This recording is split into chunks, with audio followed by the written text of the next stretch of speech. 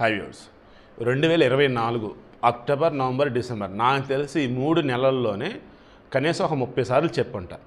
2025 December లోపు ₹1,00,000 దాటిద్ది 10 గ్రాముల 24 క్యారెట్ల బంగారం అని అన్న. 24 క్యారెట్ 10 గ్రాముల బంగారం ₹1,00,000 దాటిద్ది 2025 డిసెంబర్ లోపు.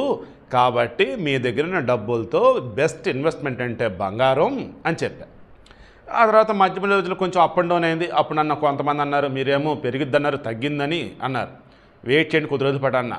ఆ తర్వాత మరలా పెరిగింది. థ్యాంక్స్ అండి, ఆ రోజు మమ్మల్ని మిస్అండర్స్టాండ్ చేసుకున్నాను. ఓకే, వదిలేయండి, ఇక నుంచి నేను చెప్పాను కదా, మీకు అనిపించింది చేయండి, నేను జస్ట్ ఇన్ఫర్మేషన్ ఇస్తా అన్న.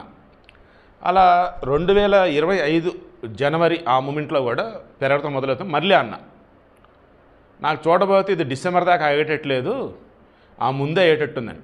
ఫిబ్రవరి వచ్చినప్పుడు నాకెందుకు ఇది జూన్ జూలైలోనే 1,00,000 అయ్యేటట్టు ఉంది చూసుకోండి అన్న. మార్చ్ ఎండాకాలంలోనే 1,00,000 దాటేటట్టు ఉందండి అన్న. ఏప్రిల్ ఒక్కసారిగా పడిపోయింది. దాంతో వచ్చేసారు ఇంకా ₹56,000 పడిపోయింది, ₹60,000 పడిపోయింది. ఇంకా అయిపోయింది బంగారం పని అండి. అప్పుడు నేను వీడియో ఇచ్చా. నేను బంగారం శపథం కాదు, నా దగ్గర బంగారం మైనింగ్ లేదు, బంగారం గనులు లేవు నా దగ్గర. ఓకే, వెనకాల బంగారం కూడబెట్టల. అప్పుడు ఏం చెప్పాను, బంగారం రిజర్వ్స్ భూములు ఎక్కడైతే ఉన్నాయో అవి ఆల్రెడీ గుర్తించారు, ఎంతెంత కొంత ఆల్రెడీ చెప్పారు. అంతకుమించి బయటికి తీలేరుగా. తీసిన దాన్ని అదే కదా ఇంక ఎన్నాలైనా పంచాల్సింది, అమ్మాల్సింది. కొత్తగా అంటే ల్యాబ్లో తయారు చేసిన అది అయ్యేది కాదు. అది అంటారు, అబ్బా వేమం తయారు చేస్తాడు, పరుశువేది విద్య అంటారు, అది అయ్యేది కాదు. అల్కెమిస్ట్ అని చెప్పేసి ఒక నావల్ బుక్ ఉంటుంది, అందులో కూడా ఇదే ఉంటుంది, పరుశువేది విద్య అని చెప్పేసి ఉంటుంది. ఇప్పుడు విషయం ఏంటి, అలా అయ్యేది కాదు. సో భూమిలో ఉన్న బంగారాన్నే ఎంత బయటికి తీసినా దాన్నే పంచాలా, అమ్మాలా, షేర్ చేసుకొని లెక్కల. దాని అర్థం ఏంటి, బంగారం రేటు పెరిగి తప్ప తగ్గదు. బంగారం డిమాండ్ ఉన్నమాట నిజం, ఆటోమేటిక్ కొనేవాళ్ళు ఉంటారని నిజం. రీసెంట్ టైమ్స్లో ఆయా దేశాలకు సంబంధించి రిజర్వ్ బ్యాంకులు బంగారాన్ని స్టాక్ పెట్టుకుంటా ఉన్నాయి.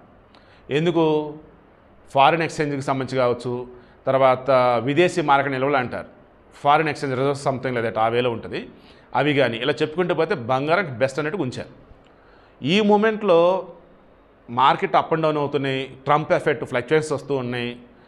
బంగారాన్ని కొంచెం అటు ఇటుగా ఉన్న 3 రోజులు అలా ఉంది. ఆ తర్వాత టప్ పెరగడం మొదలెట్టింది. ఇదిగో ఈరోజు ఇండియాలో బులియన్ మార్కెట్ అందామా లేదంటే లైవ్ మార్కెట్ అందామా, లైవ్ మార్కెట్లో 1,02,000కి చేరింది.